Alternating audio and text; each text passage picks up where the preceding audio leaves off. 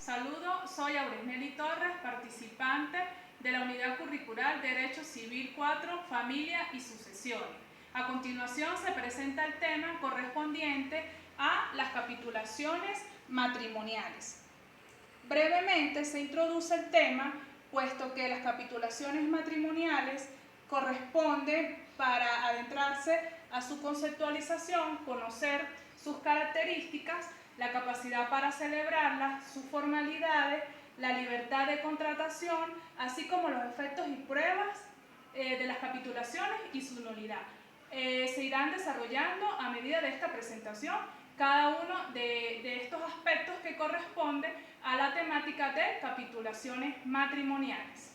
Seguidamente, el correspondiente a su conceptualización, primeramente, se debe conocer qué es una capitulación. Según Cabanellas, 1978, define que las capitulaciones es un convenio o un pacto entre dos o más personas sobre algún negocio. Seguidamente, para hacer una conceptualización amplia, ya lo que es una capitulación matrimonial, Príncipe 2000 dice que este se corresponde a los pactos o convenios que se llevan a cabo entre los futuros contrayentes. Asimismo, autores como Sonárriba, de 1946, establece la naturaleza de las capitulaciones. Es importante señalar que su naturaleza, dado la doctrina, señala que se debe a un contrato o a un pacto o convenio. Todo eso va a depender de la naturaleza y de la esencia donde se lleve formalmente esta capitulación. Es importante señalar que para que se vea como un contrato debe partir de obligaciones y deberes para que el mismo se celebre. Y desde el punto de vista de los pactos o convenios, pues es esencial el principio de la voluntad entre los futuros cónyuges. Dado su conceptualización, nos adentramos a las características. Para ellos, autores como Grisanti, 1994, señalan que las capitulaciones son contratos bilaterales, puesto que para poder que se celebre bilateralmente es necesario establecer los deberes y las obligaciones para contratar los futuros cónyuges. Asimismo, son contratos accesorios al matrimonio, puesto que si no se celebra el matrimonio, por supuesto, no puede celebrarse la capitulación matrimonial. También dice que son contratos solemnes. ¿Por qué son solemnes? Porque se debe a las formalidades establecidas en la ley, según el Código Civil, para poder que se lleve a cabo las formalidades de la celebración de las capitulaciones. También hay otra característica importante, como lo es que son contratos personalísimos, tal cual como se establece que son intuito persona, así como es tan personal el matrimonio, asimismo se celebran las capitulaciones matrimoniales. Son contratos inmutables, así como lo establece el artículo 144 del Código Civil, puesto que para poder que exista la celebración de las capitulaciones matrimoniales debe previamente establecerse la futura compromiso de los cónyuges para celebrar su matrimonio. Seguidamente, la ley establece expresamente que dicho pacto debe ser de manera pura y simple, es decir, no hay prohibición de condiciones, de plazo o de modo alguno para que exista la celebración de la capitulación. Por su parte, entre otros aspectos, tenemos la capacidad requerida para celebrar el matrimonio. Para que exista esta capacidad, autores como Grisanti, 1994, establece una regla general, puesto que para poder que exista la capacidad tiene que existir precisamente la celebración del matrimonio.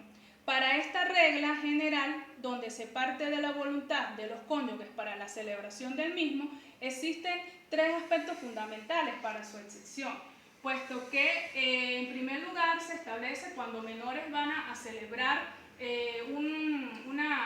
una capitulación matrimonial. Para poder que exista esta celebración es necesario que cuente con la afirmación o la aprobación de sus representantes.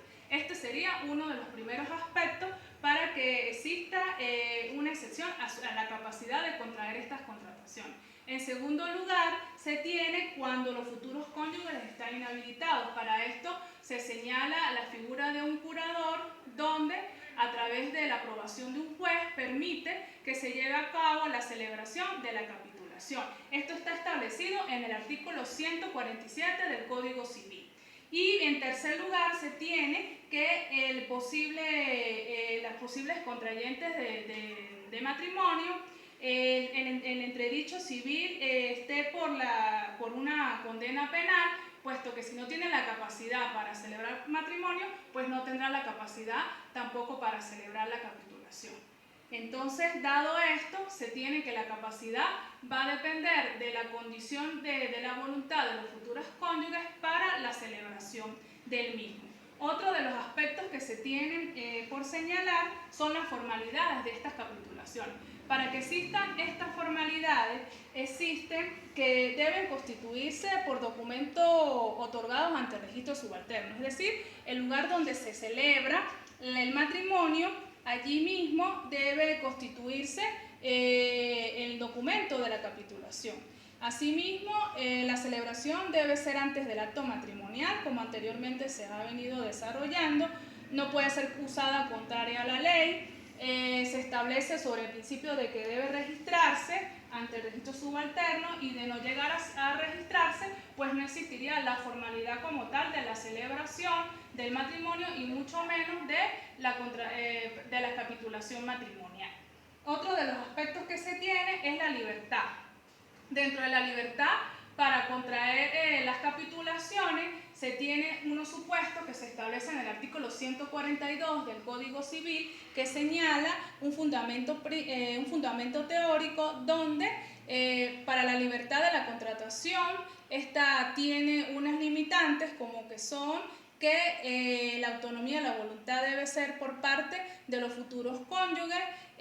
Asimismo, entre estas restricciones está que son contrarias o prohibidas a las contraídas a la ley. A través del Código Civil, pues se señala precisamente cuáles son los requisitos y las formalidades que debe presentar la formalidad de la capitulación matrimonial. Otro de los aspectos que se tiene son los efectos y pruebas de las capitulaciones. Dentro de sus efectos se señala, según Monroy, 1993, dice: si las capitulaciones se celebran una vez contraído el matrimonio o se modifican las hechas regularmente, carece de eficacia jurídica. Esto quiere decir que para poder que surja efecto, tiene que existir la celebración del matrimonio para poder que exista la formalidad de la capitulación. Si el matrimonio es nulo, las capitulaciones es nula. Es decir, para poder que la capitulación surja ese efecto, tiene que estar con la prescripción ya previamente establecida de la contratación o del futuro matrimonio. Asimismo, dentro de los últimos aspectos se tiene la nulidad de las capitulaciones. Para ello existen tres tipos de nulidad que, según Príncipe del año 2000, señala que se corresponde a la nulidad total, que tiene que ver con la ilegalidad o vicio entre las partes del contrato de la capitulación matrimonial. Existe la nulidad parcial, que corresponde a que una de las partes existe un vacío o una ilegalidad. La nulidad absoluta, que tiene que ver con las normas que atentan contra el orden público y las buenas costumbres, y la nulidad relativa, que tiene que ver con la valoración de las normas para proteger a uno de los contrayentes que configuran para la conformación de la capitulación matrimonial. Todos estos aspectos nos hacen entender que sencillamente para que exista una capitulación matrimonial debe estar accesoria al matrimonio, es decir, si se celebra futuramente, los cónyuges van a hacer la celebración del matrimonio, pues antes del acto recurrirían a las capitulaciones matrimoniales. También se concluye que para la celebración de las capitulaciones es necesario que previamente, en voluntad de los cónyuges, permitan pues entre ellos llegar a la concepción de poder establecer dichas capitulaciones. Muchísimas gracias, es todo por el día de hoy.